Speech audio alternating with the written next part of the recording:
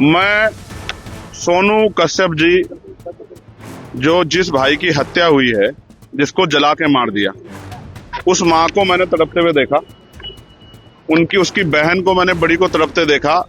उन्होंने कहा कि हमारा अकेला सहारा था, वो हमसे छीन लिया। मैं भाई का फर्ज निभाने के लिए, उनके आंसू पूछने, एक बेटा बनने के लिए वहां जा रहा था। ये मेरा फर्ज भी है। चुनाव के समय तो हर कोई जाता है वोट मांगने के लिए, तमाम तरह की मीठी मीठी बातें करने के लिए। दुख में जो साथ खड़ा वही अपना होता है।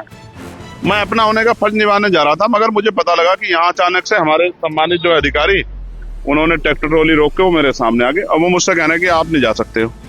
मैं ये पूछना चाहता हूँ कि भाई क्यों नहीं जा सकता हूँ? घटना यहाँ की नहीं है, घटना मेरठ में हुई। क्या किसी परिवार को उत्तर प्रदेश में, जो पिछड़े वर्ग का परिवार है, कमजोर वर्ग का परिवार है, क्या उसको सांत्वना देना भी अपराध हो गया? तो मुझे सारी बात में एक चीज समझ आई है कि मैं राजनीतिक अछूत हो गया हूँ यहाँ उत्तर प्रदेश में। मैं किसी पीड़ित की आवाज नहीं उठा सकता। मैं आवाज उठाने जाऊंगा तो मुझे बंद किया जाएगा। इसका एक तरीका मेरी समझ में आया। मैं इनको रास्ता बता रहा हूँ कि जैसे पिछली बार मुझे गोली लगी थी 23 में, मेरी ये हत्या करवा दे पुलिस वाले मिलकर सारे सरकार के साथ। क्योंकि जब तक मैं जिंदा रहूंगा, अगर मैं खाट पे भी रहा, पिलंग पे भी रहा, तो भी बोलता रहूंगा।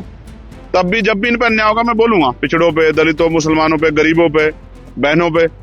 तो एक ही तरीका है इनके पास।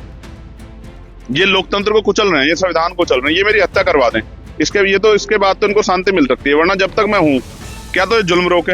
वरना अगर ये जुल्म करेंगे मेरे लोगों पे, तो मैं उनकी आवाज को उठाऊंगा, मैं लड़ाई को लड़ूंगा। मैं किसी बात से नहीं डरता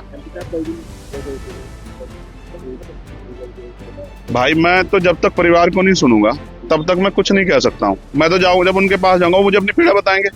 जब मुझे अपनी पीड़ा बताएंगे तभी मैं आगे की बात तो कर पाऊंगा। मैंने तो डिमांड की थी कि इस परिवार को कम से कम 50 लाख रुपए का मुआवजा मिले।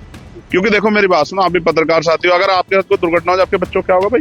कमाने वाला था, वो चला गया, उसकी बुजुर्ग माँ, उसका क्या होगा? 10 दिन तो सब आएंगे।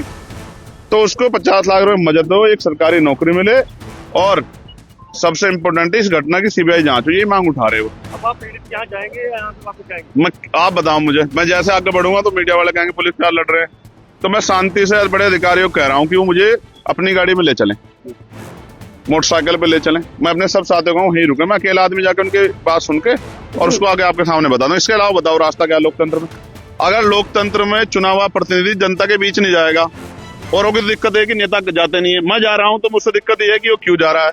तो भाई और लोगों की मदद नहीं करना चाहता, मैं तो करना चाहता हूं, तो मुझे फांसी चढ़ा दो। यही रास्ता है। दीक्षांत एडुटेक लाया है दीक्षांत ई लर्निंग ऐप। बने दीक्षांत का चैनल पार्टनर और अर्न करे लाखों रुपए प्रति महीने। चैनल पार्टनर बनने के लिए विजिट करें www.dikshans.com। हमारे YouTube चैनल को सब्सक्राइब और Facebook पेज को लाइक करना ना भूले। धन्यवाद।